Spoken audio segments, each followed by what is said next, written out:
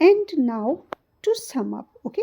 और अगर इसे सम अप करें, अगर बिल्कुल अब लास्ट में आए, wipe out from your dreams of freedom the hope of being able to do as you please all the time.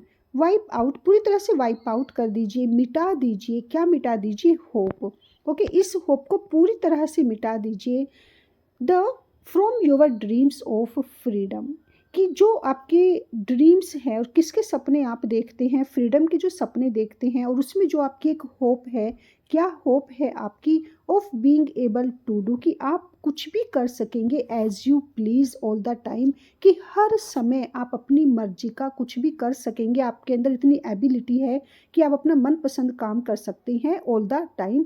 तो ये जो उम्मीद है आपकी, इसका जो सपना आप देख रहे हैं आज़ादी का, इसको पूरी तरह से क्या कर दीजिए? वाइप आउट कर दीजिए। इसे पूरी तरह से मीन्स अपने माइंड से निकाल दीजिए कि कभी आप इतने फ्री हो सकते हैं, कभी आपको इतनी फ्रीडम मिल सकती है कि आप अपनी मनपसंद काम भी कर सकेंगे for at least 12 hours of your day, okay. अब हमारे पास देखिए 24 आवर्स होते हैं। 24 आवर्स में से यहाँ पर जीबी शो कहते हैं, और ऑलरेडी वो हमें बता चुके हैं कि 12 आवर्स जो हमारे दिन के होते हैं, वो नेचर क्या करती है? वो तो नेचर के हैं।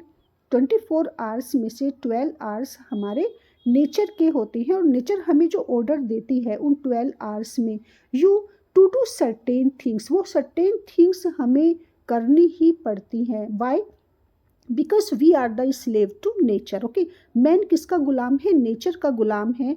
और नेचर जब भी उसे ऑर्डर देगी तो वो उसे सर्टेन थिंग्स हैं जो उसे करनी ही पड़ेगी। तो ये कह सकते हैं कि जो 12 आवर्स हैं वो किसके हैं? वो नेचर के हैं। मिस अब हम आउट ऑफ 24 आवर्स, 24 घंटे में से हम 12 घंटे किसके गुलाम रहते हैं? नेचर के गुलाम रहते हैं। अब सर्टेन थिंग्स यहाँ पर क्या है? जैसे कि सोना, नहाना और खाना पीना, एक जगह से दूसरी जगह पर जाना, जो उन्होंने हमें स्टार्टिंग में बताया। अब देखिए नहाना ज़रूरी है, नहाने से मतलब साफ़ सफाई ज़रूरी है। सोना बहुत ज़्यादा ज़रूरी है, उन्होंने कहा कि अगर हम नहीं सोएंगे तो हम पागल हो जाएंगे। और खाना पीना ज़रूरी है, क्योंकि अदरवाइज़ हम सर्वाइव कैसे करेंगे। और एक जगह से दूसरी जगह जाने का मतलब यहाँ पर क्या है कि वी आर नॉट अनमूवेबल। अगर हम मूव नहीं करेंगे, एक्टिव नहीं रहेंगे, तो हमारा हमने जो भी खाया है वो डाइजेस्ट नहीं होगा। और हमारे लिए ये काफ़ी ज़रूरी है, क्योंकि हम एक जगह बैठ नहीं सकते। एंड विल किल यू, और अगर आप नेचर के ऑर्डर को फॉलो नहीं करेंगे तो क्या होगा? नेचर आपको मार डालेगी, okay. Nature will kill you, तो हम नेचर के गुलाम हैं और नेचर का हमें कहना मानना पड़ेगा, उसके ऑर्डर को हमें फॉलो करना पड़ेगा, ओबे करना पड़ेगा। नेचर हमारी मास्टर है। If you don't do them, अगर हमें सर्टेन थिंग्स नहीं करते हैं, जो उन्होंने जब स्टार्ट किया था ऐसे, तो तभी वो सारी सर्टेन थिंग्स बताई थी। तो अगर अगर हम ये नेचर की सर्टेन थिंग्स नहीं करते हैं उन 12 घंटे में, क्योंकि 12 घंटे से मतलब यहाँ पर यही हो गया कि उनमें इतना टाइम लगता ही लगता है। तो नेचर हमें क्या करेगी? 12 आवर्स को अगर हम डिवाइड करें कि 8 घंटे की नींद की बात कर रही है जीबी शो यहाँ पर, और जो 4 आवर्स बचते हैं उसमें जैसे नहाना, खाना पीना, और 1 घंटा जैसे कि आप कह सकते हैं आपकी एक्सरसाइज है, या आपका आप लगा लीजिए कि अगर आप पूरे दिन में इधर उधर घूमते हैं, चलते हैं, तो उसे उन्होंने माना है कि 12 आवर्स, इस तरीके से उन्होंने यहाँ पर एज्यूम किए हैं। This leaves 12 hours for working, okay. अब हमारे पास कितना टाइम बचता है? अब हमारे पास बचते हैं 12 आवर्स। तो 24 घंटे में से 12 घंटे तो हमने नेचर की गुलामी की है, और जो अच्छी है, जिसको करने में हमें मज़ा भी आता है, आनंद मिलता है, सेटिस्फैक्शन मिलता है, हम एंजॉय करते हैं नेचर की स्लेवरी करने में, नेचर का गुलाम बनने में हमें अच्छा लगता है उसको फॉलो करना। अब जो बाकी के 12 घंटे हमारे पास बचते हैं, उसमें उसमें हम क्या करते हैं? This leaves 12 hours for working. अब उस वो हमारे जो 12 घंटे बचते हैं हमारे पास, वो होते हैं हमारे काम के लिए। काम से मतलब यहाँ पर चाहे वो आपका बिजनेस है, चाहे आपकी जॉब है, आपका किसी भी तरह का कोई भी प्रोफेशन है, अब वो उन 12 आवर्स में वेदर यू लाइक और not you will have to work, आपको काम करना ही पड़ेगा। क्योंकि जीबी शो ने क्या कहा था कि जो नेचर कि स्लेवरी है। मीन्स सपोज कीजिए कि आपको भूख लगी है तो आपको खाना खाना जरूरी है। आपने खाना खाया, लेकिन खाना ऐसे ही तो नहीं आ जाएगा। खाना खाने के लिए भी आपको क्या करना पड़ेगा, प्रिपरेशन करनी पड़ेगी, खाने की तैयारी करनी पड़ेगी। सोना है तो उसके लिए बिस्तर भी चाहिए। और अगर आपको आपको किसी भी तरह की कोई भी रिक्वायरमेंट है जो नेचर की है, तो उसके लिए हमें क्या करना पड़ेगा, वी वॉन्ट मनी। फिर हमें कमाना पड़ेगा, अर्निंग करनी पड़ेगी। और इन सब के लिए जो नेचर के ऑर्डर्स को अगर हमें ओबे करना है, भूख लगी है, प्यास लगी है, सोना है, और तो उसके लिए हमें क्या करना पड़ेगा, काम करना पड़ेगा। ओके, वर्क वर्क हमें करना पड़ेगा। And here again nature will kill you unless you either earn. और फिर नेचर वरना आपको मार डालेगी, क्योंकि अगर आप क्या नहीं करते हैं, अर्न योर लिविंग, अगर आप नहीं कमाते हैं, अर्निंग आपको करनी पड़ेगी। किसके लिए, फॉर योर लिविंग। गुड। खाना खाने के लिए आपको कमाना पड़ेगा, जिंदा रहने के लिए आपको वर्क करना पड़ेगा। अगर आप नहीं करेंगे तो फिर नेचर आपको मार डालेगी। तो आप कैसे कह सकते हैं कि आप फ्री हैं। मीन्स एक तरफ आप नेचर के गुलाम हैं, दूसरी तरफ फिर आप किसके हैं, मैन के भी गुलाम आपको होना पड़ेगा, वरना नेचर क्या करेगी। मीन्स आप दोनों तरफ से कहीं भी फ्री नहीं है, आपको अर्निंग करनी ही पड़ेगी फॉर योर लिविंग, और get somebody else to earn it for you. या तो आपको खुद, whether you will have to earn yourself. Okay, अब या तो आपको अर्निंग खुद करनी पड़ेगी, और you have to make an another one to earn for you, या फिर आपको दूसरे से काम करवाना पड़ेगा, दूसरा आपके लिए पैसे कमाएगा। चाहे आप कैसे भी माने इसको, लेकिन या तो आपको खुद अर्निंग करनी पड़ेगी, या फिर किसी और से, somebody else to earn it for you, या फिर वो आपके लिए अर्निंग करेगा, वरना क्या होगा, you will be killed. If you live in a civilised country, your freedom is restricted by the laws of the land enforced by the police. अगर आप किसी ऐसे सिविलाइज्ड कंट्री में रहते हैं, एक कंट्री में जो सिविलाइज्ड है, तब तो क्या होगा, आपकी फ्रीडम क्या हो जाएगी, रेस्ट्रिक्टेड हो जाएगी आपकी। अब तब तो आप फ्री ही नहीं है। ओके, अगर आप एक सिविलाइज्ड कंट्री में रहते हैं तो आप फ्री नहीं है, क्योंकि अब आपकी फ्रीडम किसने उस पर रेस्ट्रिक्शन लगा दिया, जो वहाँ के लॉ हैं। जिस भी लैंड पर आप रह रहे हैं, जिस भी ज़मीन पर या जिस भी कंट्री में आप रह रहे हैं, तो वहाँ के कुछ रूल रेगुलेशन, वहाँ के कुछ लॉ होते हैं, और वो वहाँ पर वो रेस्ट्रिक्शंस आप पर होगी, आपकी फ्रीडम पर। और ये लॉ कौन एनफोर्स करेगा, बाय द पुलिस। तो पुलिस के जो रूल रेगुलेशंस होंगे, जो वहाँ का नियम कानून होगा, वो आपको क्या करना पड़ेगा, फॉलो करना पड़ेगा। अगर आप एक सिविलाइज्ड कंट्री में रहते हैं तो भी आपकी फ्रीडम क्या है, कंप्लीटली रेस्ट्रिक्टेड है।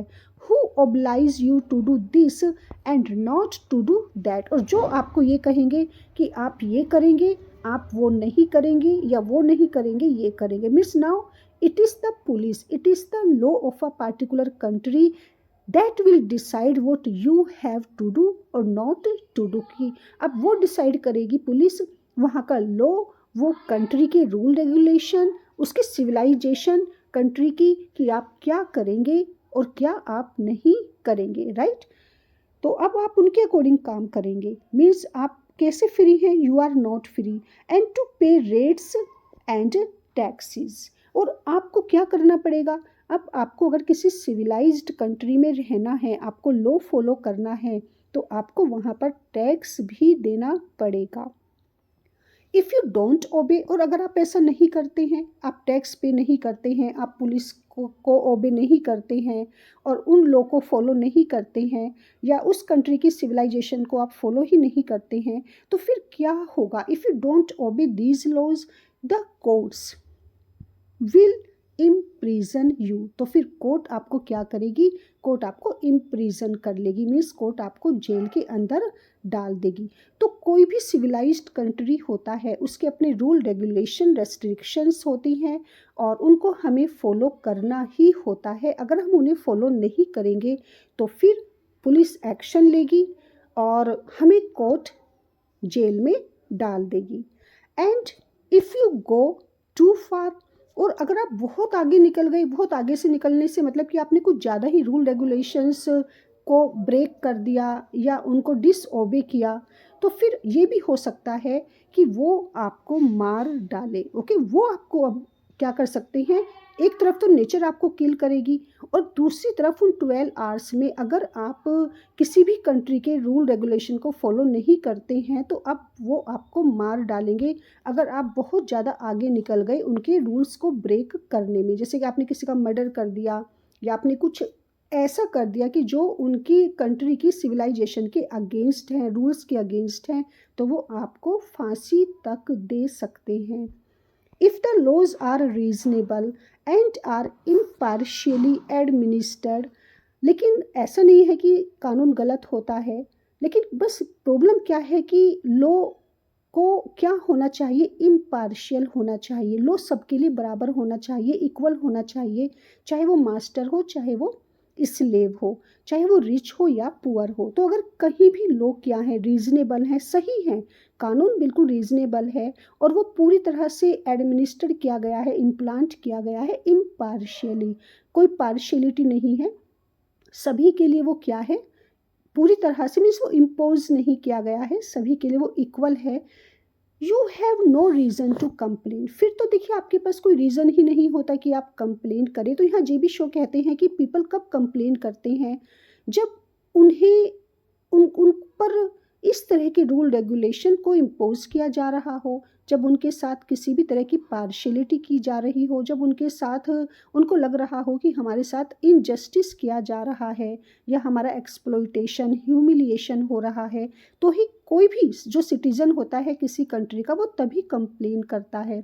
अदरवाइज़ अगर किसी भी कंट्री का लॉ रीजनेबल है और इम्पार्शियली उसको एडमिनिस्टर किया गया है, तो फिर हम किसी भी कीमत पर क्या नहीं कर सकते, कंप्लेन नहीं करेंगे, क्योंकि हमारे पास कोई रीज़न ही नहीं है ना कंप्लेन करने का। Because they increase your freedom, क्योंकि इस तरह का लॉ तो क्या कर रहा है, हमारी फ्रीडम को इंक्रीज कर रहा है। अगर देखिए कानून नहीं होगा तो क्या होगा कि लोगों को कोई रोकने वाला नहीं होगा, वो एक दूसरे का मर्डर कर सकते हैं, बहुत ज़्यादा थेफ्ट बढ़ जाएगी, चोरियां होंगी और लोग एक दूसरे को मारना शुरू कर देंगे। कहीं कोई भी किसी किसी की कोई कंप्लेन ही नहीं लिखी जाएगी, कोई उनके अगेंस्ट उनके एक्शन ही नहीं लेगा। तो इसलिए जीबी शो कहते हैं I am not against of law. मैं ये नहीं कह रहा हूँ कि लॉ गलत है, मैं तो बस ये कह रहा हूँ कि अगर लॉ सही काम करे, अगर कानून अपना काम सही तरीके से करे, तो उससे हमारी फ्रीडम इंक्रीज ही होगी और वो हमारे बेनिफिट के लिए ही है। क्योंकि अब वही लॉ हमें क्या कर रहा है, प्रोटेक्ट कर रहा है, क्योंकि ये लॉ है, ये कानून है जो हमें प्रोटेक्शन प्रोवाइड करता है। और किसके अगेंस्ट, असोल्ट के अगेंस्ट, वरना क्या होगा, असोल्ट के केसेस बढ़ जाएंगे, हाईवे रॉबरी, और रॉबरी होगी कहाँ पर, हाईवे पर। ये सब चीज़ें ना कौन रोकता है, कौन हमें प्रोटेक्शन प्रोवाइड करता है, ये लॉ ही है। और यहाँ जी भी सब फुल एग्री करते हैं कि हाईवे रॉबरी होगी, डिसऑर्डर बहुत ज़्यादा हो जाएगा, सब कुछ बिगड़ जाएगा, सारा सिस्टम बेकार हो जाएगा अगर लॉ नहीं होगा। तो लॉ ही हमें क्या देता है, अगर लॉ सही तरीके से काम करे तो ये हमें प्रोटेक्शन देता है और जिसके कारण हमारी फ्रीडम बढ़ जाती है और इंक्रीज हो जाती है।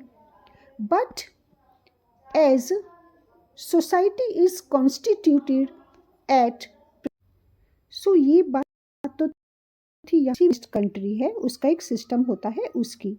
अब हम चलते हैं एक सोसाइटी पर। अगर बात करें सोसाइटी की, but as society is constituted at present, अगर आज के इस समय की प्रेजेंट सोसाइटी का जो भी कॉन्स्टिट्यूशन है उसकी बात करें, there is another far more intimate compulsion on you. तो इतनी ज़्यादा रूल रेगुलेशन हमारे कंट्री में पुलिस ने या लॉ ने या कोर्ट ने नहीं बनाए होते, जितने किसने बनाए होते हैं, सोसाइटी ने। तो अगर हम चलिए उनसे फ्रीडम गेन कर लेते हैं वो, क्योंकि वो हमें प्रोटेक्ट करते हैं, जो लॉ होता है रोबरी से बचाते हैं, असोल्ट या किसी भी तरह के डिसऑर्डर से हमें सेफ रखते हैं। बट व्हाट अबाउट सोसाइटी, और सोसाइटी क्या करती है, क्या हम सोसाइटी से फ्री हो सकते हैं? अगर हमें वहाँ से फ्रीडम हमें मिल जाती है तो फिर सोसाइटी हमें फ्री नहीं रहने देती। इंटीमेट कंपल्शन ऑन यू, और वो इतनी ज़्यादा आप पर कंपल्शन, आपको मजबूर कर देती है that of your land Lord. और ये सबसे ज़्यादा कौन है आपके, जिससे आप सबसे ज़्यादा मजबूर होते हैं, जो सबसे ज़्यादा आपकी फ्रीडम छीनती है आपसे, वो एक तो आपके लैंड लॉर्ड और एक आपके एम्प्लॉयर। एक तो जहाँ पर आप किराए के घर में रहते हैं, रेंट पर रहते हैं, क्योंकि जितने भी वर्कर्स होते हैं, most of the workers, most of the labour, जो भी वर्किंग क्लास होती है, जैसे कि जेबी शो ने कहा, वो हमेशा कहाँ रहते हैं, रेंटेड हाउस में रहते हैं। और जो उनके लैंड लॉर्ड होते हैं वो सबसे ज़्यादा उनकी फ्रीडम उनसे छीनते हैं, तो वहाँ वो फ्री नहीं रहते। और फिर दूसरी तरफ जहाँ वो काम करते हैं, ओके, अब वर्किंग क्लास कहाँ फ्री नहीं है, एक तो जहाँ पर वो रेंट देकर रहते हैं रेंटेड हाउसेज में, दूसरी तरफ जहाँ वो काम करते हैं, तो दोनों ही उसकी फ्रीडम क्या करते हैं, उसको फ्री नहीं रहने देते। एक तो उसका लैंडलॉर्ड और फिर उसका एम्प्लॉयर, और दोनों को ही वो छोड़ नहीं सकते, दोनों से ही बच नहीं सकते। तो अब यहाँ पर वो बात कर रही हैं, your landlord may refuse to let you live on his estate. आपके लैंडलॉर्ड की इतनी पावर होती है कि वो आपको रेफ्यूज कर सकता है, वो आपको रेफ्यूज कर सकता है किस बात के लिए, अपने स्टेट में रहने के लिए। अगर उसने आपने उसकी जरा सी भी बात नहीं मानी, अगर आपने अपने लैंड लॉर्ड को जरा सा भी नाराज किया, तो वो आपको फौरन क्या कर सकता है, अपने एरिया से बाहर निकाल सकता है। If you go to chapel instead of to church, अगर आप चैपल जाते हैं, ओ या फिर आप क्या करते हैं, मीन्स अगर सिर्फ आप क्या कर रहे हैं, चर्च में नहीं जा रहे हैं, या फिर आप किसी ऐसे को वोट दे रही हैं बट हिज नॉमिनी, कि आपको उसे ही वोट देना है जिसने उसने जिसको नॉमिनेट किया है। मीन्स अगर उससे अलग, जिसको उसने नॉमिनेट किया है उससे अलग अगर आप किसी को वोट देते हैं, तो वो आपको क्या कर सकता है, अपने एरिया से बाहर, अपनी स्टेट से बाहर कर सकता है। या फिर अगर आप प्रैक्टिस कर रही हैं किसकी, ऑस्टियोपैथी की प्रैक्टिस कर रही हैं, और if you open a shop, या फिर आप एक अगर शॉप खोल लेते हैं, तो वो क्या कर सकता है, वो आपसे नाराज़ हो सकता है, और वो आपसे कभी भी अपने एरिया को, अपनी स्टेट को या अपने घर को खाली करवा सकता है। तो अब आपको ना चाहते हुए भी क्या करना पड़ेगा, जैसे वो चाहता है। जो भी लैंड लॉर्ड के आपने देखा होगा, कंट्री के तो चलिए रूल रेगुलेशन हम फॉलो कर लेते हैं, क्योंकि वो हमारी प्रोटेक्शन के लिए होते हैं, वो हमारी फ्रीडम को अगर वो सही तरीके से उनको सही तरीके से इम्प्लांट किया जाए, तो वो हमारी फ्रीडम को इंक्रीज़ करते हैं। जीबी शो कहते हैं कि लेकिन जो लैंड लॉर्ड के रूल रेगुलेशन होते हैं, जो मकान मालिक के रूल रेगुलेशन, उनके नियम होते हैं, उससे हम नहीं बच सकते, और वहाँ पर हमारी फ्रीडम, फिर हम फ्री नहीं हैं वहाँ पर। एंड देन उसके बाद फिर कौन है, हमारे एम्प्लॉयर, जिसके यहाँ हम काम करते हैं। वो क्या करते हैं, वो तो इतना तक डिक्टेट करते हैं कि हम जो भी यूनिफॉर्म, जो भी हम मीन्स ड्रेस पहन रहे हैं, उसकी कटिंग कैसी होगी। आपने काफ़ी जगह ऐसा देखा होगा कि जो एम्प्लॉयज़ होते हैं, उनको बताया जाता है कि आपको स्लीव कितनी पहननी है, और आपको किस तरह का कुर्ता पहनना है, पाजामा पहनना है, जीन्स पहननी है, या आपने सलवार पहननी है, साड़ी पहननी है। मीन्स उनकी अपनी एक पार्टिकुलर कटिंग होती है, क्या किस हेयर स्टाइल में आपको रहना है, आप ऐसे नहीं आ सकते। तो एक पार्टिकुलर कट से मतलब यहाँ पर क्या है कि वो सब उनका, आप किस तरह का डिज़ाइन होगा आपके कपड़ों का, किस तरह का आपकी हेयर स्टाइल होगी, और किस तरह का कलर कलर वो डिसाइड करेंगे employer. Condition of your clothes, किस तरह की कंडीशन आपकी ड्रेसेस की होगी, मीन्स एक तरह से यूनिफॉर्म, किन कपड़ों में आपको आना है, किस तरह का कलर पहनना है, किस तरह का डिज़ाइन होगा, आपकी हेयर स्टाइल क्या होगी। Each and everything is decided only by the employer. वो तो यहाँ तक चले जाते हैं कि वो इन चीज़ों से भी आपकी फ्रीडम छीन लेते हैं, कि आपको क्या पहनना है, कैसे रहना है, कैसे दिखना है, क्या कलर हो, क्या फैब्रिक हो। तो ये तक चीज़ें आपका एम्प्लॉयर आपसे छीन लेता है, तो अब आप यहाँ फ्री नहीं हैं। Even as well as your hours of work, यहाँ तक कि आपके काम के जो घंटे होते हैं, आपके जो वर्किंग आवर्स होते हैं, वो भी आपका एम्प्लॉयर ही डिसाइड करेगा कि आपको इस टाइम से लेकर इस टाइम तक यहाँ पर आपने रहना ही रहना है, और अपनी कॉन्वीनियंस के अकॉर्डिंग, आपकी कॉन्वीनियंस के अकॉर्डिंग नहीं कि आपको कौन सा कलर पसंद है या आपको कौन सा डिज़ाइन पसंद है, आपको किस तरह के कपड़े पहनना पसंद है, आप किस कौन से टाइम में ज़्यादा कंफर्टेबल रहोगे वहाँ काम करने में। तो एम्प्लॉयर सब कुछ डिसाइड करता है। ही कैन, और कुछ एम्प्लॉयर तो ये तक डिसाइड करते हैं कि आपको किससे बात करनी है, किससे बात नहीं करनी है। He can turn you, okay, he से मतलब यहाँ पर कौन है, employer. He can turn you into the street, और अगर आपने उसको फॉलो नहीं किया, अब अगर आपने, देखिए अगर आपने लैंडलॉर्ड को फॉलो नहीं किया, मीन्स सबसे पहले देखते हैं जेवी शो ने क्या बताया कि अगर आपने, चलिए नेचर का तो समझ में आता है कि अगर हमने नेचर को फॉलो नहीं किया, उसको ओबे नहीं किया, तो वो हमें, मीन्स हम मर जाएंगे, राइट। उसको एक तरफ रखते हैं। अब हम बात करते हैं सिर्फ उन 12 आवर्स की। अगर हमने लैंड लॉर्ड को फॉलो नहीं किया तो वो हमें क्या करेगा, अपने घर से बाहर निकाल देगा। अब अगर हमने एम्प्लॉयर के रूल्स रेगुलेशन को फॉलो नहीं किया तो वो क्या करेगा, किसी भी टाइम वो हमें क्या कर सकता है, सड़क पर फेंक सकता है। और सड़क पर फेंकने से मतलब कि वो हमें फायर कर सकता है, जॉब से निकाल सकता है, हमें सड़क पर ला सकता है एट एनी मोमेंट, अगर हमने उसके रूल रेगुलेशन को फॉलो नहीं किया। किसके, एम्प्लॉयर के, वहाँ जहाँ हम जॉब करते हैं, जहाँ हम काम कर रहे हैं। To join the melancholy band of lost spirits, okay, यहाँ पर जेबी शो ने ये वर्ड यूज़ किया है, जो ये मेलनकली बैंड होता है, लॉस्ट स्पिरिट कहा है किसको, जो कोल्ड द अनएम्प्लॉयड। और यू उन्होंने यहाँ पर कैपिटल लिया है कि ये जो अनएम्प्लॉयड होते हैं ये क्या होते हैं, लॉस्ट स्पिरिट। इनकी स्पिरिट पूरी तरह से क्या हो जाती है, कहीं खो जाती है। क्योंकि अब जो जिनके पास रोजगार नहीं है, जिनके पास जॉब नहीं है, वर्क नहीं है, उनको क्या माना जाता है, that they are nothing, they are completely lost spirits. और एक तरीके से ये क्या रहते हैं, हमेशा मेलनकोलिक रहते हैं, थॉटफुल रहते हैं, लेकिन हमेशा डिप्रेस्ड रहेंगे।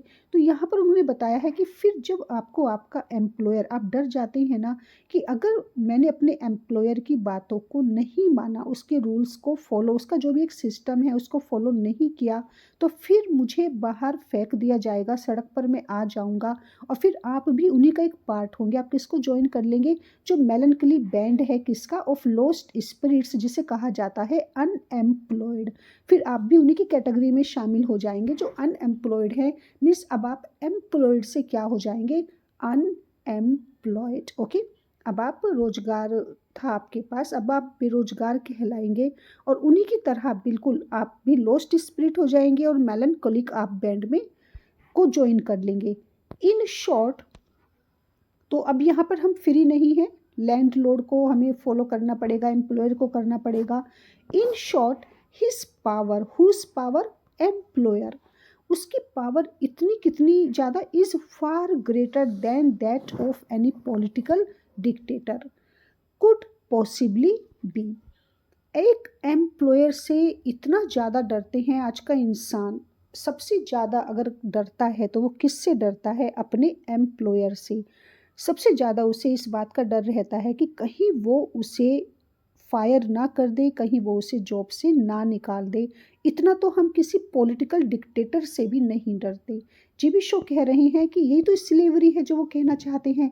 एक तो स्लेवरी जो उन्होंने बताया था, नेचुरल स्लेवरी होती है, जब मैन किसकी स्लेवरी, किसका स्लेव होता है, नेचर का। एक उन्होंने बताया था अननेचुरल स्लेवरी होती है, जब हम स्लेव होते हैं, गुलाम होते हैं, किसके, उस एम्प्लॉयर के जिसके यहाँ हम काम करते हैं। अब हम उसके गुलाम हैं। और सबसे ज़्यादा हम किससे डरते हैं, सबसे ज़्यादा हम पर किसकी पावर का इफ़ेक्ट पड़ता है, उस एम्प्लॉयर की। और उसकी पावर किससे ग्रेट होती है, एक पॉलिटिकल डिक्टेटर भी हम पर इतनी ज़्यादा पावर शो नहीं कर सकता, वो भी इतना पावरफुल नहीं होता जितना एक एम्प्लॉयर होता है। अगर एम्प्लॉयर आपको ह्यूमिलिएट कर रहा है, एक्सप्लॉइट कर रहा है, आपसे ज़्यादा वर्क ले रहा है, या आपको मेंटली ट्रोमा में आपको डाल रहा है, तो आप उसकी कंप्लेन भी कहीं नहीं कर सकते, क्योंकि देयर इज़ नो हियरिंग, कहीं कोई भी आपको नहीं सुना जाएगा। तो यहाँ पे जेबी शो कह रहे हैं कि एक पॉलिटिकल डिक्टेटर, जो डिक्टेटर होता है ना, वो भी इतना बड़ा डिक्टेटर नहीं होता जितना कौन होता है, जितना एक एम्प्लॉयर होता है। उसकी डिक्टेटरशिप के आगे उसकी पावर के आगे पॉलिटिकल डिक्टेटरशिप कुछ भी नहीं है।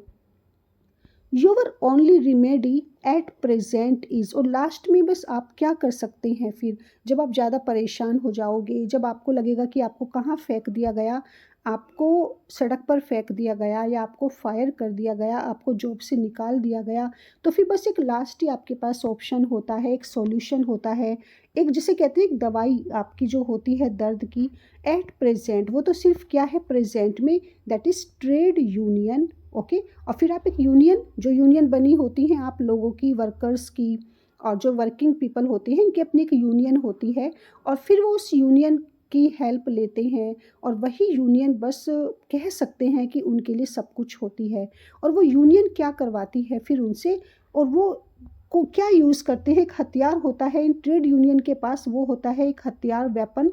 कौन सा वेपन इनके पास होता है, दैट इज़ स्ट्राइक। बस फिर लास्ट में आप क्या करेंगे, आप स्ट्राइक कर देते हैं, हड़ताल कर देते हैं। इससे अलग और कोई वेपन, कोई हथियार उनके पास है ही नहीं। जो यूनियन होती हैं बस ये कह देती हैं कि अब हम स्ट्राइक करते हैं, तो ये स्ट्राइक पर चले जाते हैं, और यही इनके पास एक वेपन होता है, which is only the old oriental device of starving on your enemies door step. अब देखिए उन्होंने यहाँ पर ओरिएंटल वर्ड यूज़ किया है कि ये एक ऐसा वेपन है, ये एक ऐसी डिवाइस है, ओल्ड, सबसे पुराने टाइम से ये चलती आ रही है, और ओरिएंटल बोला है इन्होंने इसको, ये ओरिएंटल डिवाइस है।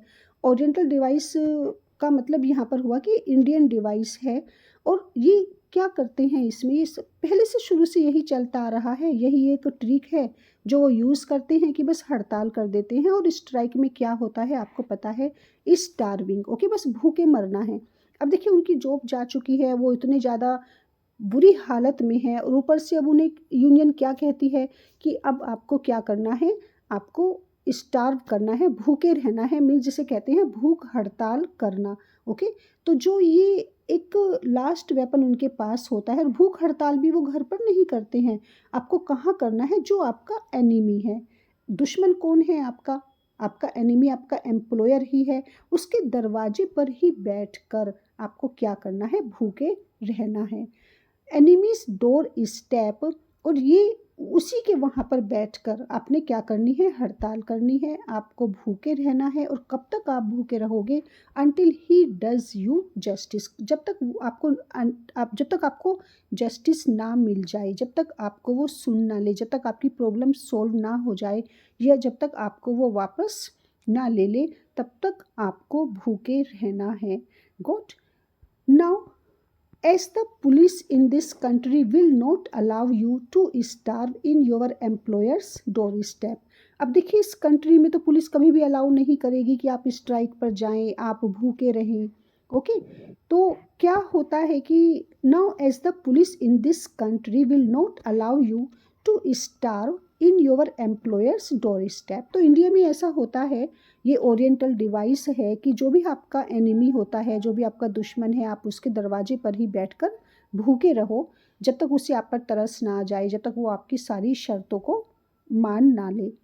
लेकिन अब इस कंट्री में तो ऐसा नहीं होता, क्योंकि ये रूल है यहाँ पर, और पुलिस कभी भी आपको क्या नहीं करने देगी, जो भी आपका एम्प्लॉयर है उसके डोर स्टेप पर वो आपको भूखे तो नहीं मरने देगी।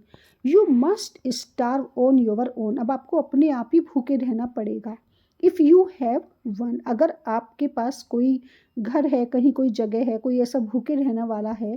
The extreme form of the strike, और सबसे ज़्यादा स्ट्राइक कब ऊपर चली जाती है, इसकी जो एक्सट्रीम फॉर्म होती है, सबसे ज़्यादा इसकी ये कब बढ़ जाती है, the general strike off all workers at the same moment. सबसे ज़्यादा जेबी शो यहाँ पर क्रिटिसाइज़ कर रही हैं कि जो स्ट्राइक की एक्सट्रीम फॉर्म होती है वो तब कब देखने को मिलती है, जब सारे वर्कर्स, ऑल वर्कर्स, ओके, पूरे कंट्री के वर्कर्स, जब सारे workers at the same moment, एक ही टाइम में क्या करते हैं, स्ट्राइक करते हैं।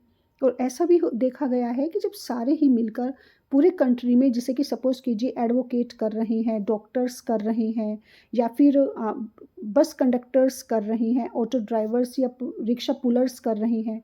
तो देखा होगा कि जब एक सारे ही जितने भी या बैंक जितने भी जो बैंक में काम करते हैं, बैंक एम्प्लॉयज़ होते हैं वो करते हैं, तो कितनी बार जीवी शो कहते हैं कि ये सबसे ज़्यादा एक्सट्रीम हो जाता है कि एक पार्टिकुलर एरिया के वर्कर्स स्ट्राइक कर रहे हैं तो चलिए वो इतना ज़्यादा नहीं है, लेकिन जब पूरे ही लेवल पर पूरे कंट्री में सब एक साथ ही स्ट्राइक कर देते हैं, तो ये क्या है, इसको क्या मानते हैं जीवी शो?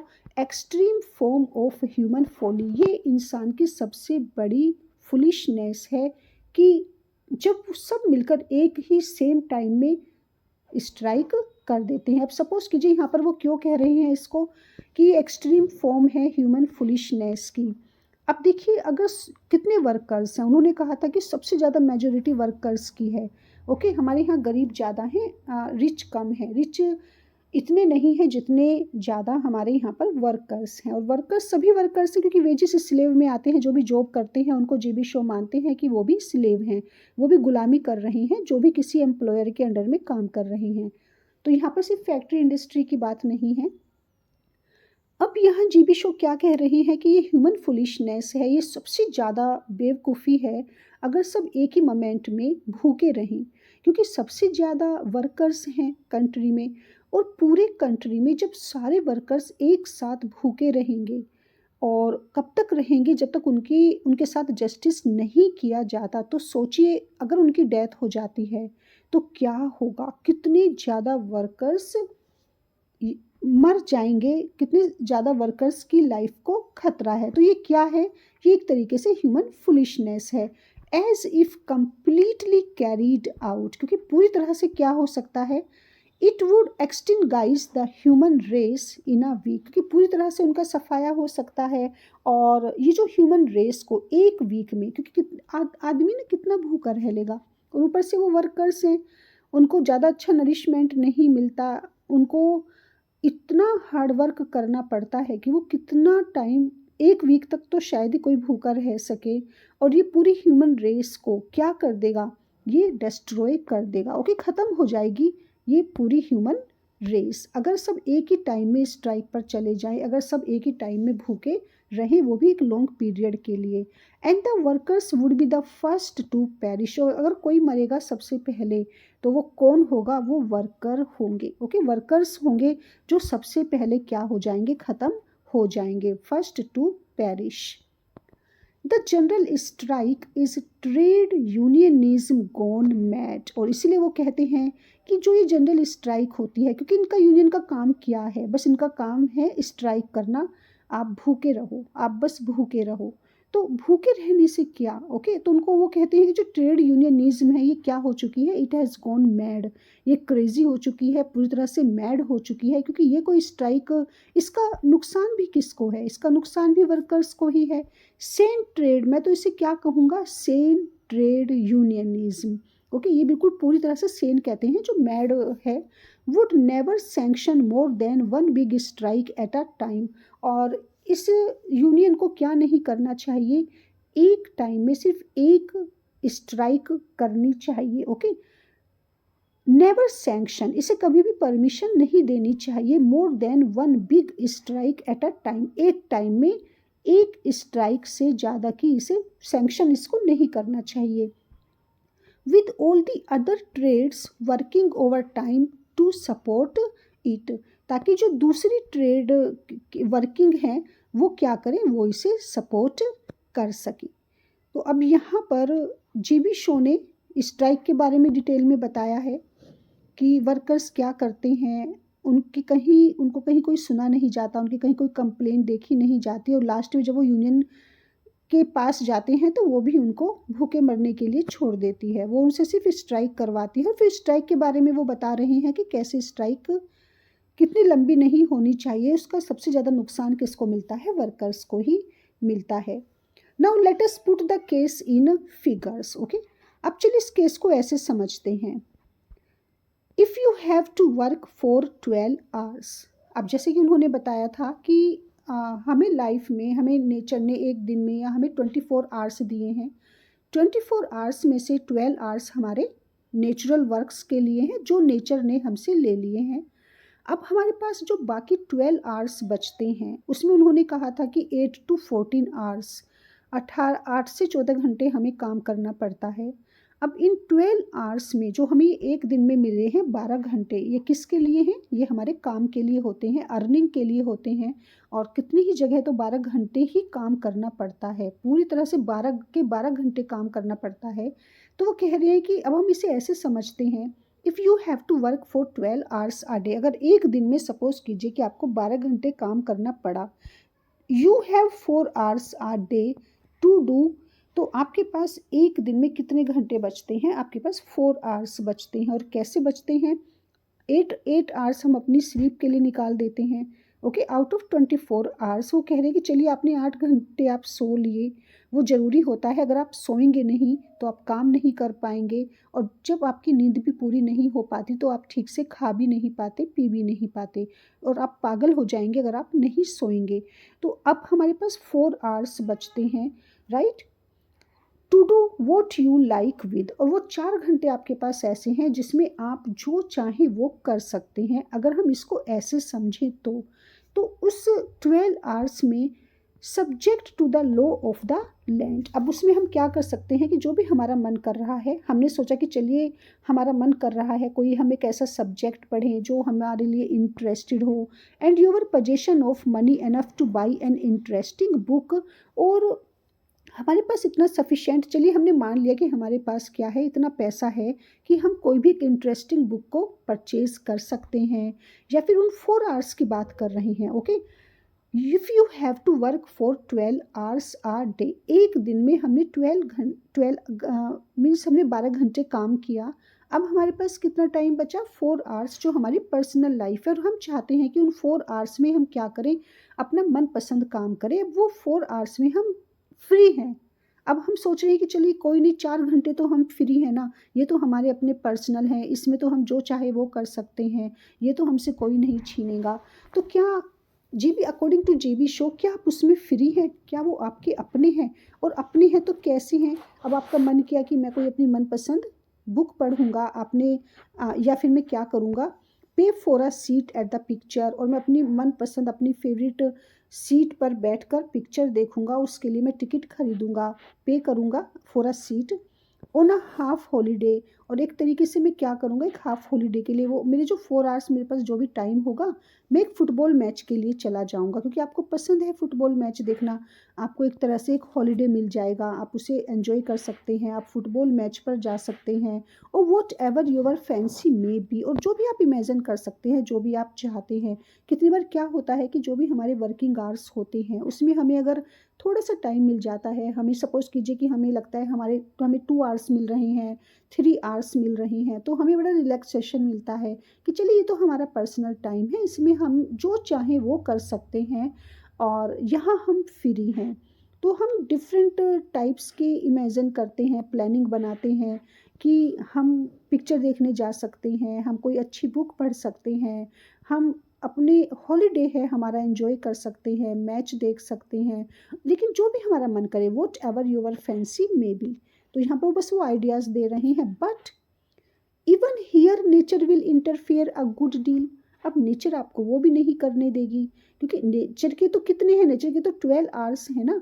अब यहाँ पर आप चाह कर भी क्या नहीं कर सकते, अब यहाँ भी आप फ्री नहीं हैं, आप उन 4 आवर्स को भी यूज़ नहीं कर सकते। कैसे नहीं कर सकते? अब आप उसके गुलाम हैं, किसके? नेचर के। अब नेचर नेचर 1 मिनट भी नहीं देगी आपको, उसको जितना टाइम चाहिए आपसे वो आपसे ले ही लेगी, चाहे आप चाहें या ना चाहें। अब नेचर आपको इंटरफेयर करेगी यहाँ पर बहुत अच्छे तरीके से। कैसे करेगी? If your 8 hours work has been of a hard physical kind, suppose कीजिए कि आपने 8 घंटे मेहनत की है, जो आपने 8 आवर्स हार्ड वर्क किया है, ओके, और वो कैसा वर्क किया है? हार्ड फिजिकल वर्क आपने किया है। अब बिल्कुल सिंपल वे में उन्होंने कह दिया कि हमने 8 घंटे मेहनत की, हम कहीं से जॉब कर कर आए, या कोई भी हमने फिजिकल वर्क किया, या हमने मेंटली वर्क, कुछ भी हमने ऐसा किया जो इंटेलेक्चुअल वर्क था, और उस 8 घंटे के काम में हम इतना थक जाते हैं, या तो फिजिकली या फिर mentally. And when you get home, और जब हम घर पर वापस आते हैं, कब वापस आते हैं? उन 8 घंटों का काम कर कर, और उसने हमसे इतनी मेहनत करवाई, उन 8 घंटों में हमने इतनी मेहनत की। जब हम घर पर वापस आते हैं, you want to spend your 4 hours in reading my books, okay.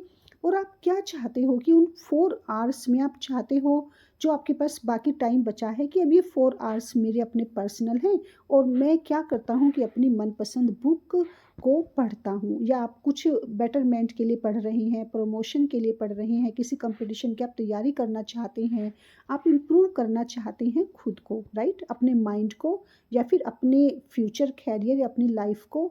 कुछ भी आपने प्लानिंग बनाई हुई है उन 4 आवर्स के लिए, कि मैं अपने आप को इम्प्रूव करने के लिए क्या करूँगा, ये मैं बुक्स पढ़ूँगा, ये मेरा फ्री टाइम है, अब मुझे ये 4 आवर्स मिले हैं, अब मैं जब काम पर से वापस घर पर आ चुका हूँ। You will find your self fast sleep in half a minute. अब आप बुक लेकर बैठ गए, आपने पढ़ना शुरू कर दिया, लेकिन आपको नेचर यहाँ पर कैसे इंटरफेयर करेगी आपको पता भी नहीं चलेगा। In half a minute, 1 minute भी नहीं होगी और आप क्या क्या करेगी, नेचर आपको सुला देगी। आप इतना टायर्ड, इतना स्लीपी फील करेंगे कि आप चाह कर भी क्या नहीं कर सकते, आप पढ़ नहीं सकते, आप वो काम नहीं कर सकते जो आप सोच रहे थे, क्योंकि नींद बहुत ज़रूरी है। नेचर को भी तो अपना टाइम चाहिए ना। आप खाना ज़रूरी है, पीना ज़रूरी है, जैसे उन्होंने बताया। अब नेचर क्या करेगी, आप इतना टायर्ड फील करेंगे कि नेचर आपको सुला देगी, 1 मिनट में ही आप सो जाएंगे। और अगर आप कोशिश भी कर रहे हैं जागने की, पढ़ने की, तो भी आपका माइंड उसे रिजेक्ट कर देगा, वो एक्सेप्ट ही नहीं करेगा, नेचर उसको एक्सेप्ट ही नहीं करेगी। और आप चाह कर भी आप के हाथों में बुक तो रहेगी, लेकिन आप एक पैराग्राफ से आगे, एक लाइन से आगे बढ़ ही नहीं पाएंगे, क्योंकि नेचर ने उसे क्या कर दिया, उस नॉलेज को एक्सेप्ट करने से मना कर दिया। क्यों कर दिया? क्योंकि नेचर के जो अपने ऑर्डर्स हैं, आप गुलाम हैं ना नेचर के, अपने उसके ऑर्डर्स हैं, उसने आपको ऑर्डर दिया that you have to sleep, और अगर आप उसे ओबे नहीं करते तो नेचर आपसे ज़बरदस्ती वो काम करवा लेगी। अगर आप नेचुरल, जो भी बताया जेबी शो ने, नेचुरल सर्टेन थिंग्स ऐसी हैं कि जब आप उनको नहीं करते हैं तो नेचर आपसे वो खुद करवा लेती है। आप आपका टाइम सोने का हो चुका है, आप नहीं सोते हैं, आपका खाना खाने का हो चुका है, आप नहीं खाते हैं, या प्यास लगी है, नहीं पानी पीते हैं, तो एक टाइम ऐसा आता है कि नेचर आपसे वो काम खुद करवा लेती है। And your mind will remain in its present benighted condition. और आपका माइंड पूरी तरह से क्या हो जाता है, इतना थक जाता है कि वो पढ़ना नहीं चाहता और बस वो सो जाता है। I take it then that 9 out of 10 of us desire more freedom। और यही रीज़न होता है कि आउट ऑफ 10, ओके, हम में से 10 में से 9 को क्या चाहिए, सिर्फ वो क्या चाहते हैं, वो किसकी डिज़ायर करते हैं, more freedom.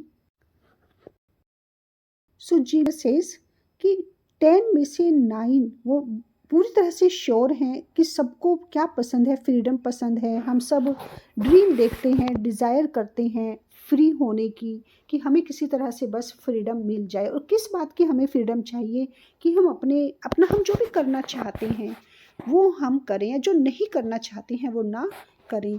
And that this is why we listen to wireless talks about it. Wireless talks, और यही रीज़न होता है कि हम इधर से उधर से, या रेडियो पर, या मीडिया में, या टीवी पर, हम क्या चाहते हैं, हम सिर्फ इसके बारे में बातें सुनते हैं। किसके बारे में बातें सुनते हैं? फ्रीडम के बारे में। और हमें अच्छा लगता है जब हम देखते हैं कि हाँ, लोग फ्रीडम के बारे में बातें कर रहे हैं, लेकिन इन रियलिटी अगर देखा जाए तो सिर्फ इनके बारे में बातें ही होती हैं। एक्चुअल में, जैसे कि उन्होंने स्टार्टिंग में ही कहा जेबी शो ने, ना तो मैन फ्री है और ना ही कभी वो फ्री हो सकता है। बस इसके बारे में क्या होती रहेंगी, आर्टिकल्स लिखे जाते रहेंगे, बातें होती रहेंगी, साइन होते रहेंगे, ट्रीटी होती रहेगी कंट्रीज़ के बीच, सिर्फ ये सब होगा, लेकिन एक्चुअल में कभी भी फ्रीडम नहीं मिलेगी। As long as we go on as we are, और हम जैसे हैं ऐसे ही रहेंगे, as long as we go on as we are, और हम जैसे हैं हमेशा ऐसे ही रहेंगे। कैसे रहेंगे?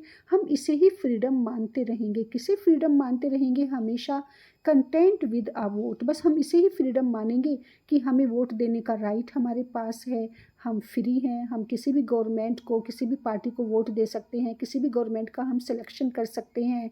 तो हमें ये राइट है और ये हमारी फ्रीडम है, हम इसी में खुश रहेंगे हमेशा। एंड आ डॉल, और हम हमेशा यही मानते रहेंगे कि हमें ये चीज़ मिल रही है या हमें वो चीज़ मिल रही है। The only advice we can give one another. तो यहाँ पर वोट से मतलब क्या है? विलियम शेक्सपियर से क्या उनका यहाँ पर देखिए, शेक्सपियर ईगो उन्होंने जो वर्ड यूज़ किया है, और ये ओथेलो में था उनका कैरेक्टर। शेक्सपियर का ड्रामा ओथेलो जो एक ट्रेजेडी था, और उसमें ईगो था। ईगो कहता है put money in Dai purse. Purse में बड़ी पावर, आई मीन मनी में बड़ी पावर होती है, और हमेशा अपने पर्स में क्या रखो? पैसे रखो। अगर आपके पर्स में पैसे हैं तो सब कुछ है, राइट? क्योंकि पर्स में पैसा होना बहुत ज़रूरी है। और ये इतनी मीनिंगफुल लाइन कही थी ईगो ने, put money in Dai purse. इसके बिना कुछ भी नहीं है। मनी में, मनी जिसे कहते हैं ना कि अच्छा, इसको डिटेल में अगर बताएंगे तो फिर हम अपने पॉइंट से हट जाएंगे। अब यहाँ पर देखते हैं, as long as we go on as we are, और हम हमेशा वही रहते हैं। कैसे रहते हैं? हम गुलाम थे, गुलाम ही रहेंगे। और फ्रीडम के नाम पर सिर्फ हम किससे संतुष्ट हो जाते हैं? हम किससे कंटेंट रहते हैं? किससे सेटिस्फाइड रहते हैं? With a vote and a dole. तो यहाँ पर डॉर से मतलब क्या है? जो भी हमें गवर्नमेंटल फैसिलिटीज़ मिलती है, जैसे कि देखिए इंडिया में राशन मिलता है, और कुछ टैबलेट्स, मोबाइल, कुछ पेंशन, एक जैसे कि होता है ना मंथली कुछ मिल जाता है। तो ये जो सरकारी कुछ फैसिलिटीज़ होती हैं, जो गवर्नमेंट हमें इस तरह की फैसिलिटीज़ देती है, फूड दे दिया, या फिर जिसे कहते हैं राशन दे दिया, फूड दे दिया, फ्री इलेक्ट्रिसिटी दे दी। ये छोटी छोटी चीज़ें जो ये सरकारी हेल्प होती है, हम हमेशा इसी को फ्रीडम मानते हैं। तो जो गवर्नमेंटल फैसिलिटीज़ हैं या हमें वोट देने का अधिकार है, जीबी शो कहते हैं कि हम हमेशा इसी से खुश रहेंगे और इसी को सब कुछ मानते रहेंगे। हम हमेशा इसी में कंटेंट रहेंगे। The only advice we can give one another is that of Shakespeare's Iago. अब हम यहाँ पर एक दूसरे को क्या एडवाइस दे सकते हैं? सिर्फ यही दे सकते हैं दैट मनी इज़ एवरीथिंग। बस अब तो आपको क्या होना है? रिच होना है, और पैसा ही सारे काम करवा सकता है। अगर आपके जेब में पैसा है, अगर आपके पर्स में पैसा है, तो फिर आपको कोई डर नहीं, किसी चीज़ से डरने की ज़रूरत नहीं। क्योंकि अब आप क्या कर सकते हैं? देखिए, जब आपके पर्स में पैसा होगा तो फिर आपको लैंडलॉर्ड, आपका एम्प्लॉयर क्या नहीं कर सकते? आपको एक्सप्लॉइट नहीं कर सकते। But as we get very little money into our purses on payday. लेकिन पैसा हो तो कैसे? पर्स में पैसा कैसे होगा वर्कर्स के? क्योंकि ये तो गुलाम हैं, ये तो वर्किंग क्लास है। जब तक इनको नेक्स्ट सैलरी मिलती है, इनका फर्स्ट सैलरी सारा स्पेंड हो चुका होता है, और इनके पर्स में पैसा तभी होगा ना जब इनकी सैलरी कैसी होगी? सफिशिएंट होगी। As we get very little money, लेकिन हमें तो मिलता ही इतना कम है। जब हमें खर्च करने के लिए ही इतना कम मिलता है, तो कौन से दिन मिलता है? ऑन पे डे। तो हमारे पर्स में पैसा कैसे हो सकता है? अब यहाँ पर जीबी शो कह रहे हैं कि पर्स में भी तो पैसा वही रख सकते हैं ना जिसकी सैलरी अच्छी हो, जिसे वेजेस अच्छी मिल रही हो। इनको तो जो इनकी डेली लाइफ होती है, रूटीन लाइफ होती है, उसके लिए ही इनके पास इतने पैसे नहीं होते कि अपने ये मीन से हैंड टू माउथ होते हैं। और जिस दिन इनको पे मिलती है उसी दिन इनका सारा खर्च हो जाता है। And all the rest of the week other people are taking money. और जो बाकी का टाइम होता है उसमें लोग इनसे पैसा लेते रहते हैं। Out of it all the rest of the week, right? अब देखिए, तो पे डे के वाले दिन ही इनके पास इतना कम पैसा रहता है जब इनको वेजेस मिलती है। अनदर थिंग कि जो बाकी के वीक होते हैं उसमें दूसरे लोग इनसे पैसे मांगते रहते हैं। Purse out of it. अब यहाँ पर जीवी शो कहते हैं कि ईगो ने जो कहा था, क्या कहा था ईगो ने? शेक्सपियर के कैरेक्टर ईगो ने कहा था put money in Dai purse. अब यहाँ पर जीवी शो कहते हैं कि ये लाइन पूरी तरह से क्या है? इम्प्रैक्टिकल है, ये फेल हो जाती है, ये भी हमारे किसी काम की नहीं है। क्योंकि पर्स में पैसा वही रखेगा जिसके पास पैसे होते हैं, और जिसको पैसे मिलते ही खर्च हो जाए वो नहीं रख सकता। तो ईगो की एडवाइस क्या है, वो प्रैक्टिकल नहीं है। Good. ईगो's advice is not very practical. We must change our politics before we can get what we want. और हमें क्या करना पड़ेगा, हमें हमारी पॉलिटिक्स चेंज करनी पड़ेगी। We can get what we want, और तभी, इससे पहले कि हम वो चाहें, वो हमें वो मिले जो हम चाहते हैं। तो जो हम चाहते हैं वो हमें मिले, इसके लिए हमें क्या करना पड़ेगा, हमें हमारी पॉलिटिक्स को चेंज करना पड़ेगा। And meanwhile we must stop gassing about freedom. और ये बातें हमें, फ्रीडम के बारे में हमें क्या करना पड़ेगा, ये सपने देखना बंद करना पड़ेगा, इस तरह की बातें करनी बंद करनी पड़ेगी, क्योंकि बातों से देखिए कुछ नहीं होता। Because the people of England in the lump don't know what freedom is. England के लोगों को तो ये भी नहीं पता, in the lump, okay, majority. तो लंप से मतलब कि जो मेजोरिटी ऑफ पीपल है इंग्लैंड के लोगों को तो ये भी नहीं पता कि फ्रीडम क्या होती है, फ्रीडम है क्या। नेवर हैविंग हैड एनी, क्योंकि इनमें से तो किसी ने फ्रीडम को फील ही नहीं किया। जब किसी ने आज तक फ्रीडम देखी ही नहीं, किसी को फ्रीडम मिली ही नहीं, तो उन्हें क्या पता कि फ्रीडम किसे कहते हैं, फ्रीडम आखिर होती क्या है।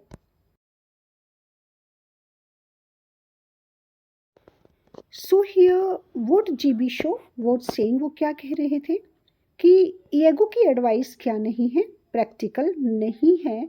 और अगर हम चाहते हैं कि हमें वो मिले जिसकी हम डिज़ायर करते हैं, तो उसके लिए हमें क्या करना होगा, पॉलिटिक्स को चेंज करना होगा, तभी हमें वो मिल सकता है जो हम चाहते हैं।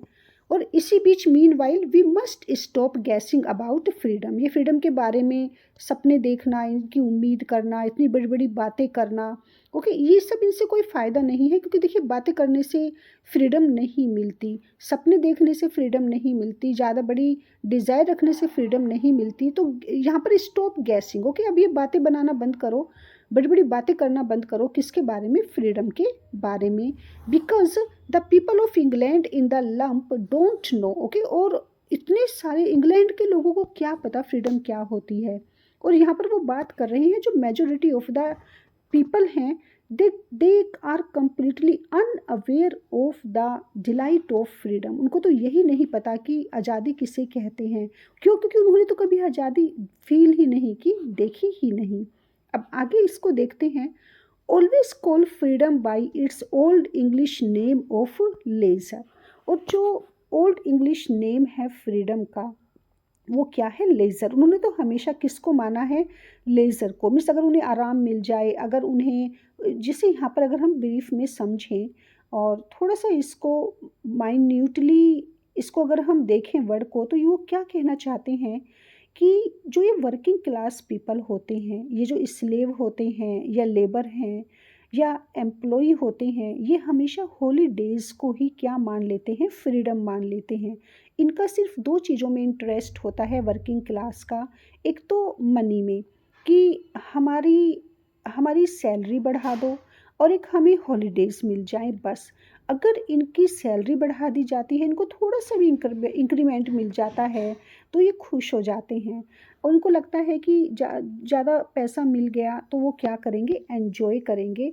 और हॉलीडे, बस इनको, जैसे सपोज़ कीजिए अगर एक छुट्टी मिल जाती है, तो उसको ये क्या मान लेते हैं कि यही फ्रीडम है, राइट। तो हॉलीडे में और फ्रीडम में काफ़ी डिफरेंस है। और उनको क्यों चाहिए मनी, ताकि वो उस हॉलीडे को एंजॉय कर सकें।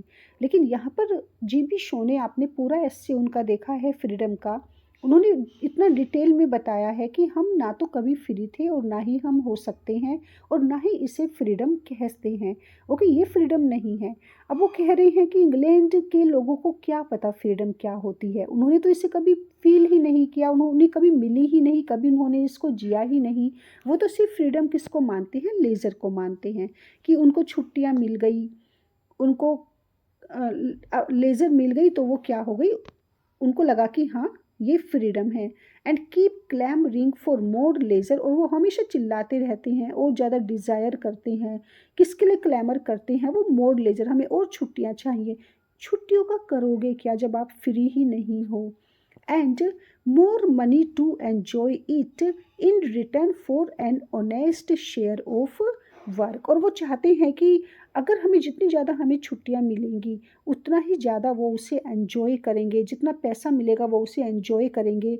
लेकिन मनी और हॉलीडे को एन्जॉय करने के लिए हमें फ्रीडम चाहिए जो कि हमारे पास नहीं है।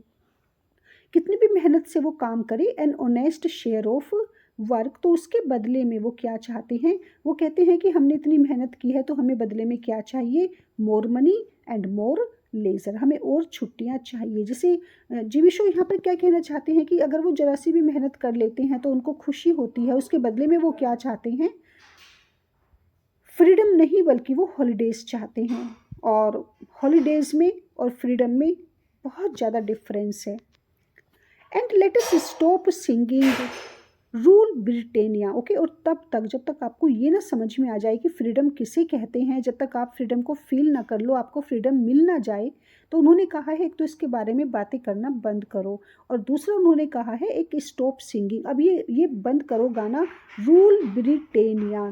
कब तक, जब तक आपको until we make it true, जब तक हम इसे सच नहीं कर सकते या नहीं कर देते, क्योंकि जब तक हमें फ्रीडम नहीं मिल जाती इन सब बातों को कहने का या गाने का कोई फ़ायदा नहीं है।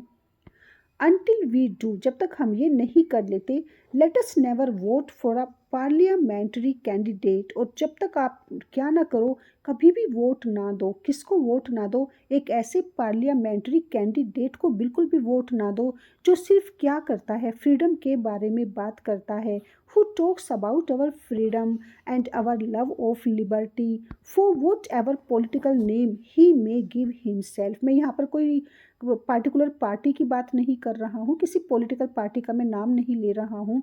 इट डजेंट मैटर कि वो चाहे कोई भी पॉलिटिकल पार्टी हो, उस पार्टी का कोई भी नाम हो, लेकिन उस पार्टी को वोट देना बंद करो कि जो पार्लियामेंट में सिर्फ क्या करती है, फ्रीडम के बारे में बात करती है, और हमें लिबर्टी कितनी ज़्यादा पसंद है इसके बारे में सिर्फ मीन्स बातें ही हो रही हैं, लेकिन रियलिटी में हमें फ्रीडम नहीं मिल रही। He is sure to be at bottom an anarchist who wants to live on our labour. और रियलिटी में देखा जाए तो जो ये पार्लियामेंट्री कैंडिडेट है, ये क्यों बात कर रहा है फ्रीडम की पार्लियामेंट में, क्योंकि ये कौन है रियलिटी में, ये सिर्फ हमारी लेबर पर सरवाइव करना चाहता है, ये हमारी मेहनत पर ही बेस रहना चाहता है, without being taken up by the police for it as he deserves. और रियलिटी में तो जो इस तरह की बातें करते हैं वो क्या डिज़र्व करते हैं कि पुलिस उनको अरेस्ट कर ले, तो कहीं पुलिस उनको अरेस्ट ना कर ले, इसीलिए वो इतनी बड़ी बड़ी बातें करते हैं फ्रीडम के बारे में, लेबर के बारे में, लिबर्टी के बारे में, लेकिन ऐसे लोगों को वोट मत दो। तो जीवी शो यहाँ पर क्या कहते हैं कि आपकी वीकनेस का, आपकी इमोशंस का अगर कोई फ़ायदा उठाता है कोई भी पॉलिटिकल पार्टी, तो उसे ऐसा ना करने दो। And now suppose we at last win a lot more leisure and a lot more money. और चलिए हम सपोज कर लेते हैं, आप डिमांड कर रहे हैं, आप काफ़ी हंगामा कर रहे हैं, किसके लिए, कि आपको और ज़्यादा हॉलीडे चाहिए, आपको और ज़्यादा मनी चाहिए, हमें हमारी हॉलीडेज़ बढ़ा दीजिए, हमारी छुट्टियां बढ़ा दीजिए, हमारी सैलरी बढ़ा दीजिए। और चलिए हम सपोज कर लेते हैं, हमने मान भी लिया कि एट लास्ट आपकी जीत हो गई, आपने क्या किया, आपको बहुत ज़्यादा छुट्टियां मिल गई, आपको बहुत ज़्यादा पैसा मिल गया, then we are accustomed to, लेकिन फिर क्या होगा, हमें तो जो आदत है ओके हम वही करेंगे ना, और हमें तो फ्रीडम की आदत ही नहीं है। What are we going to do with them, आप उनका करोगे क्या, किसका, मनी का और उन छुट्टियों का, कुछ नहीं करोगे। सपोज कीजिए कि आप today you are not on work, आप आज अपने काम पर नहीं हैं, आपकी पर्स में काफ़ी पैसा भी है, लेकिन जब आपके पास फ्रीडम नहीं है, लिबर्टी नहीं है, उसको आप जो चाहे वो कर सकें, जो ना चाहे वो ना कर सकें, और जहाँ चाहे जैसा चाहे जब चाहे वो कर सकें, तो उसका क्या एडवांटेज है, उसका कोई फ़ायदा नहीं है। तो जीबी शो ने कहा है what are we going to do with them, आखिर आप इतनी लेज़र का करोगे क्या, ओके, इतनी फुर्सत आपको चाहिए ही क्यों, इतना पैसा आपको चाहिए ही क्यों? क्योंकि सबसे इम्पोर्टेंट चीज़ बताते हैं जीवी शो, मनी हमारे लिए इम्पोर्टेंट नहीं है। और जो ये हम लेज़र जिसको बोलते हैं, जो ये फुर्सत के मोमेंट होते हैं, ये हमारे लिए इतने इम्पोर्टेंट नहीं है जितना ज़्यादा डिलाइट, जितना ज़्यादा इम्पोर्टेंट हमारे लिए क्या है, freedom. I was taught in my childhood that Satan will find mischief still for idle hands to do। जब मैं छोटा बच्चा था तो मुझे ये पढ़ाया जाता था, सिखाया जाता था सैटन के बारे में, कि जो सैटन होता है ना, देखिए यहाँ पर, क्योंकि लोगों को क्या चाहिए, लेज़र चाहिए, फुर्सत चाहिए, छुट्टियाँ चाहिए, वो खाली बैठना चाहते हैं, फ्रीडम नहीं चाहिए उनको, बस वो चाहते हैं कि हम काम ना करें। तो वो कहते हैं कि मुझे सैटन याद आता है, और हमें ये बताया जाता था बचपन में कि शैतान जिसे कहते हैं ना, शैतान, शैतान क्या कहते हैं उसको, कि जब जब खाली हाथ होते हैं, खाली दिमाग होता है, तो वो शैतान वहाँ पर आ जाता है। Satan will find mischief. Okay, तो सैटन क्या करता है, कुछ ना कुछ शरारत करता है, किसमें, कहाँ करता है, जो आइडल हैंड्स होते हैं। इसका मतलब आइडल हैंड्स से मतलब क्या हुआ, जो इनएक्टिव होते हैं, जब आप कुछ काम नहीं करते, जब भी आपको मोर लेज़र मिलेगी, जब भी आपको ज़्यादा फुर्सत मिलेगी, तो तभी आपके अंदर कौन आ जाएगा, सैटन आ जाएगा। मीन्स ज़्यादा आप फुर्सत भी ठीक नहीं है, जितने ज़्यादा आप खाली बैठोगे, मीन्स जितना आप कम काम करोगे, उतना ही ज़्यादा सैटन आपको डोमिनेट करेगा, क्योंकि सैटन हमेशा शरारत करता है, हमेशा ऐसे हाथों को ढूंढता है जो क्या होते हैं, आइडल होते हैं। I have seen man come into a fortune and lose their happiness. मैं ऐसे बहुत लोगों को मैं देख चुका हूँ, मिल चुका हूँ, कि अपनी लाइफ में, कि जब उन पर फॉर्च्यून आया, फॉर्च्यून से मतलब कि जब वो रिच हो गए, उन पर जितना ज़्यादा उन पर पैसा आया, उतनी ही ज़्यादा उनकी हैप्पीनेस कम हो गई। जीवी शो कह रही है कि मैंने ऐसे बहुत से आदमी अपनी ज़िंदगी में देखे हैं कि पहले वो ज़्यादा खुश थे, ज़्यादा हैप्पी थे, लेकिन जितना ज़्यादा फॉर्च्यून ने उनको फेवर किया, जितना ज़्यादा वो रिच होते चले गए, जितना ज़्यादा पैसा उनके पास आया, उतनी ही ज़्यादा उनकी हैप्पीनेस उनसे दूर होती चली गई। व्हाट डज इट मीन, कि there is no happiness in money, there is no happiness in inactivity. Okay, leisure में या मनी में क्या नहीं है, हैप्पीनेस नहीं है, खाली बैठने में हैप्पीनेस नहीं है, और ज़्यादा पैसे में हैप्पीनेस नहीं है। जितना ज़्यादा आपको लगता है कि फॉर्च्यून आपको फेवर करेगा, जब आपके पास बहुत ज़्यादा पैसा हो जाएगा, आपके पास फुर्सत ही फुर्सत होगी, तो आप क्या करोगे, आप खुश हो जाओगे, ऐसा आपको लगता है। लेकिन जितनी ज़्यादा फुर्सत आपके पास होगी, उतना ही ज़्यादा आप मान लीजिए कि आपके अंदर कौन आ रहा है, शैतान आ रहा है। तो यहाँ पर ज़रूरी नहीं है कि जो रिच लोग होते हैं वो हैप्पी रहें।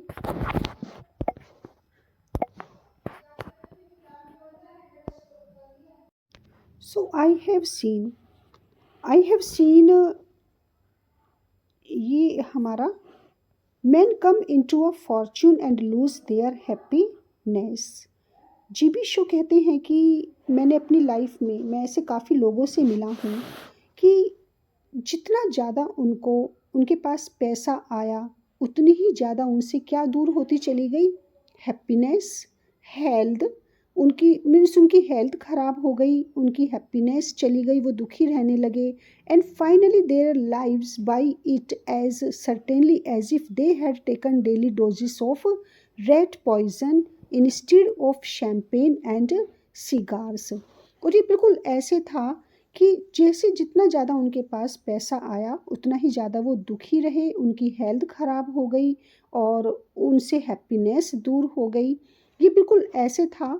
Finally their lives by it. और इसके कारण, क्योंकि वो बहुत ज़्यादा उनको लगा था कि हमें अगर फुर्सत मिल जाएगी, ज़्यादा से ज़्यादा हमें अगर खाली टाइम मिलेगा, तो हम खुश रहेंगे। कुछ लोग होते हैं जो सोचते हैं कि नहीं, बस अब खाली टाइम मिल जाए हमें, तो हम खुश रहेंगे, और हमारे पास फुर्सत ही फुर्सत होगी, फिर हम क्या करेंगे, अपनी हेल्थ पर फोकस करेंगे, और हम हैप्पी भी रहेंगे। लेकिन यहाँ पर जीवी शो कहते हैं as if they had taken daily doses of red poison. ये बिल्कुल ऐसे है कि जैसे उन्होंने क्या लिया है, रैट पॉइजन किसे कहते हैं, एक ऐसा पॉइजन जिससे रैट को किल किया जाता है, जो डोजेस होती हैं और वो जैसे लगता है जैसे वो डेली डोजेस ले रहे हैं, मीन्स जो चूहे मारने वाला जहर होता है वो उसकी डेली डोजेस ले रहे हैं। और फिर वो क्या कहते हैं कि हमने किसकी जगह ले रहे हैं, instead of champagne and cigars. Means आप ये कहें कि आपने सिगार छोड़ दिया, आपने शैम्पेन छोड़ दिया है, बस अब आप क्या कर रहे हैं, उसकी जगह आप रेड पॉइजन ले रहे हैं। तो वो तो सिगार और शैम्पेन से भी ज़्यादा डेंजरस है आपके लिए। It is not at all easy to know what to do with leisure unless we have been brought up to it. और जब तक हमें इसकी आदत नहीं पड़ जाती, जब तक हमें हमारी हैबिट डेवलप नहीं हो जाती कि हम करें क्या, क्योंकि देखिए यहाँ पर जीबी शो दोनों में काफ़ी ज़्यादा डिफरेंस बता रहे हैं। वो बता रहे हैं कि फ्रीडम का मतलब ये नहीं है कि मैं ये कह रहा हूँ कि आप इनएक्टिव हो जाएं, आप कुछ भी ना करें, और फ्रीडम का मतलब ये नहीं है कि आप काम करना बंद कर दें और आप कहें कि अब मैं पूरी तरह से फ्री हूँ और मैं कुछ भी काम नहीं कर रहा हूँ, वो होती है इनएक्टिविटी। और अगर ऐसा होगा तो शैतान आपको डोमिनेट करेगा, आपका दिमाग पूरा, आपके हाथ, आपका दिमाग पूरा शैतान जैसा हो जाएगा, खाली दिमाग, वो कहते हैं शैतान का उसमें निवास या रेजिडेंस होता है। It is not at all easy, और ये इतना ईजी भी नहीं है। क्या ईजी नहीं है, टू डू विद लेज़र। हर कोई फुर्सत या हर कोई लेज़र को एंजॉय नहीं कर सकता unless we have been brought up to it, जब तक हमें इसकी आदत ना पड़ जाए। तो हमें ऐसा लगता है कि हमें हॉलीडेज़ मिलेगी, हमारे पास फ्री टाइम होगा तो हम फ्री रहेंगे, लेकिन जीबी शो इसे गलत बताते हैं कि नहीं, कुछ ना कुछ तो देखिए काम करना पड़ेगा, अदरवाइज क्या हो जाएगा, there will be no difference between Satan and a human being. I will therefore leave you with a conundrum to think over। अब मैं ये आप पर छोड़ता हूँ। अब लास्ट में वो एस्से के इस कंक्लूजन पर आते हैं और एक क्वेश्चन छोड़ देते हैं अपने रीडर्स के लिए। आई विल देयरफॉर, ओके, और ये मैं आपके ऊपर छोड़ता हूँ, आप सोचिए इसे। If you had your choice, अगर आपको चॉइस मिलती है, फ्रीडम नहीं, अगर आपको चॉइस दी जाती है और दो चॉइस आपके पास होती हैं, वो क्या चॉइस होती है, would you work for 8 hours a day. एक चॉइस आपके पास ये होती है कि आप एक दिन में 8 घंटे काम कीजिए and retire with a full pension at 45। और 45 की एज में जब आप डेली 8 घंटे काम करेंगे, 45 की एज में फुल पेंशन लेकर आप रिटायर हो जाइए।